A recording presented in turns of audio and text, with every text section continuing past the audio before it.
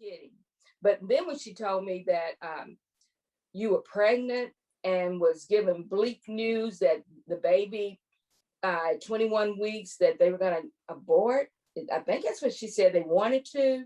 And so hearing her as a grandmother is one thing, but I thought I would love to hear how Summer felt as the parent. And after you had been through the twins, and then you got this baby growing inside of you, then even after the birth, how you felt also at every follow-up visit when they're expecting something horrible. It's like, how did you have hope? How did you even deal with that?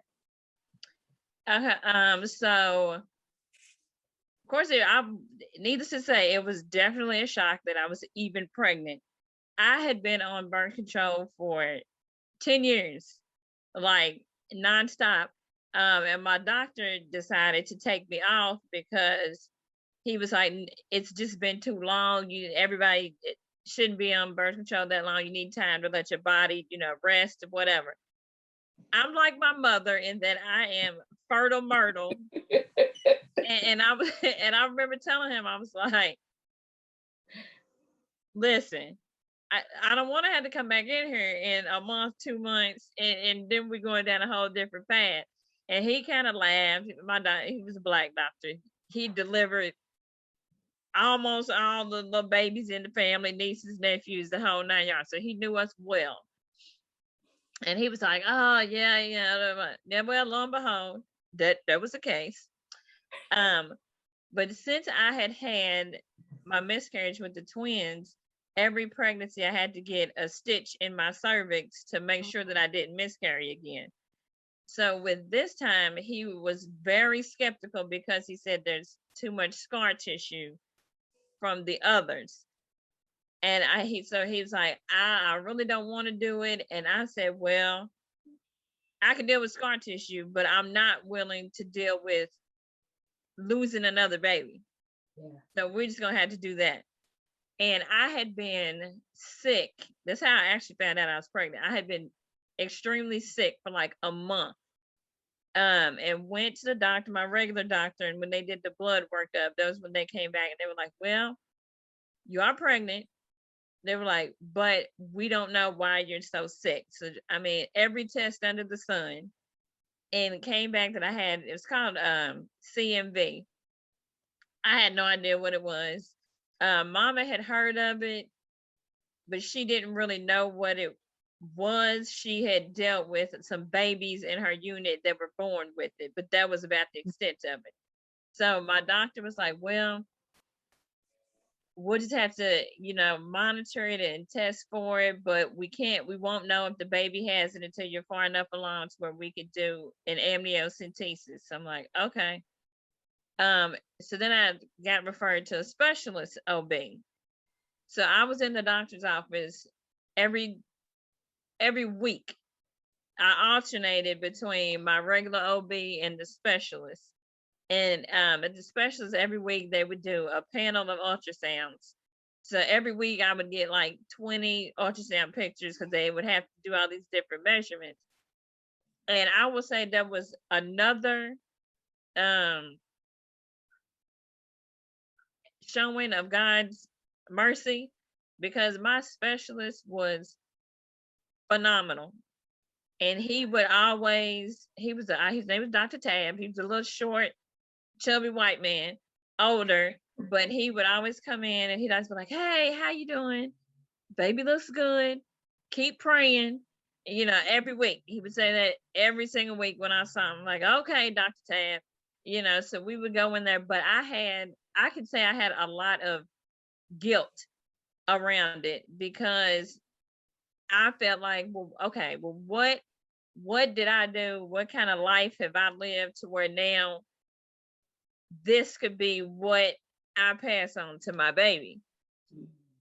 So I had to deal with that, which, like I said, everything happens in God's time. So I had nothing but time. I couldn't work because I was high risk and I was sick. So I was just at home. I had nothing but time to think, pray, meditate, the whole nine. And I did so much self-reflection and soul searching, to realize it wasn't my fault that I lost the twins. It's not my fault that, the baby may or may not have this disease, but still I need to change a lot of the ways that I'm living. Mm. So I went through it. When it came time for the amnio, they did it, came back, and they were like, yes, it's in her bloodstream. The baby has it. So I had to then meet with like grief counselor, the other people, and that's when they were like, okay, well, there's a possibility that she could be blind and deaf and or mentally handicapped. So they were like, we can't tell you what to do. You could always we can always terminate the pregnancy, give you time to think, blah blah blah. But that was never an option for me, ever. I was like, if she's deaf, blind, whatever, we'll deal with it. It's still my baby. I'm not aborting this baby from that. And like, we had an older sister who was mentally challenged. She passed away a few years ago, but she was mentally handicapped. And that was another thing that, it was like, if my parents took care of one, I know that my parents would help and my family would help. Like, that's just how we are.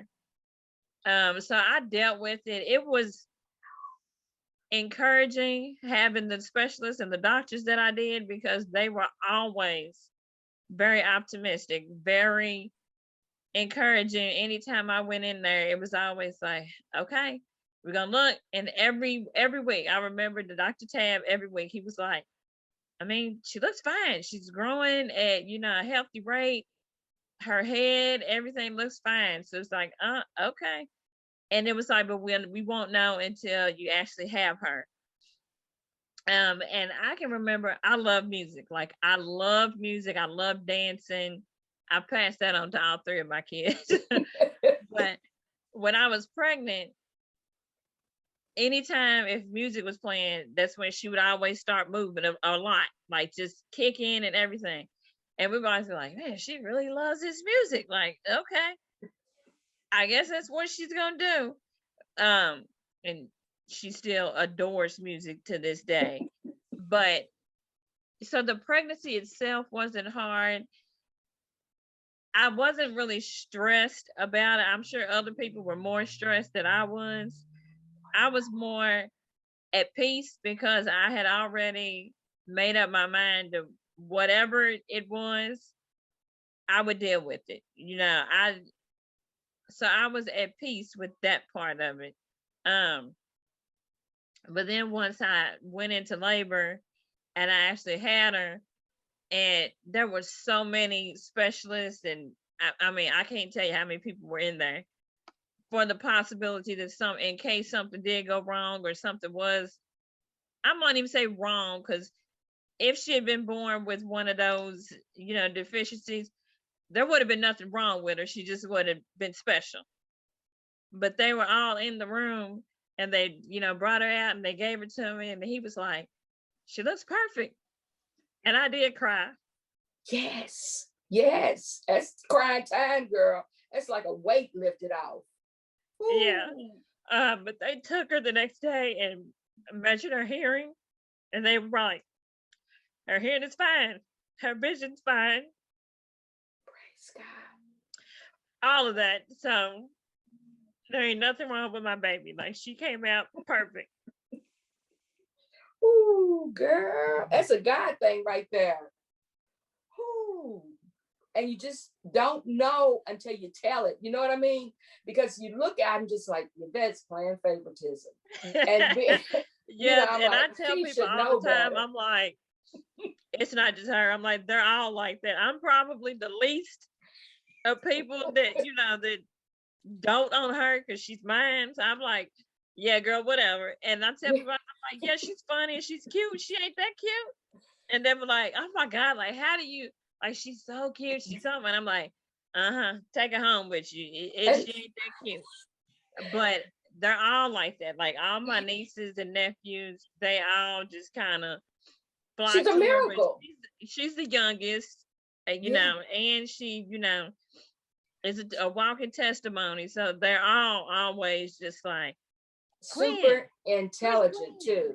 I mean, you could Yes. just see, like Yvette said, it's a light. And what blew me after Yvette and I talked, because we've never talked, even though we was at church Mm-hmm. together, Sunday school together, because Summer and Yvette are similar. So, you know, she got what she going on. She ain't frivolous talk. So anyway, we're done. I'm like, well, okay, cha-cha, whatever. And she said, well, let me tell you about, I was like, girl, quit it. Tell me, because it's a testament, like you said, of God. And it was like, you just got to tell it because it's a God thing. It's a God thing. Yes, My she God. she definitely has some type of spirit or light around her. I have honestly been out place. I will never forget once. I don't even know where I was, but I was in an elevator. I remember that. And somebody stopped me and they were like, are you Quinn's mom? And I was like, I said, yes. And they were like, oh my God. They were like, sorry, I've seen her on Facebook. Da, da, da, da, da. And I'm like, oh, okay. When she was in preschool, this lady stopped me in the hallway one day at her preschool. And she's like, are you okay? She said, this is going to sound crazy. She was like, but are you Quinn's mom? And I was like, yes. And she said, oh my God, I've seen so many pictures and heard about her. And I was like, oh, okay. And she was like, I'm sorry. Tiffany works with my mom. And I was like, oh, okay. But I can remember when she was in preschool, like when I would go drop her off or pick her up, it never failed that I was getting stopped by parents and they're like, are you Quinn's mom? And I'm like, yes. And they're always like, my kid loves her. And I'd be like, oh, okay. I mean, like we'd be in carpool line waiting to drop off, and there'd be kids like leaning out the window, like Quinn, Quinn. And I'm Yes. like, who is that? And she's like, oh, that's mama, that's just such and such. And I'm like, oh, okay. But Girl, it's like yes. that. Like even at our church, and we go to Bates, and she has like just flocked to Pastor Williams. Like every Sunday from when she was probably like 3 years old, she was always be like, Mama. And I was like, what? And she's like, I need to go see him. And I'm like, who's him? She's like, the man up there talking. You know, the one that's preaching. I'm like, oh, Pastor Williams? And she's like, mm-hmm. So she would go up after church and she would just stand there and wait.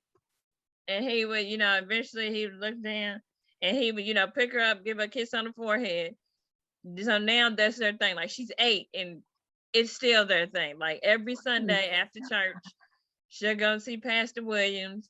And I'm like, I can guarantee you Pastor Williams, well, I can't guarantee, but probably didn't know who I was, in that huge church.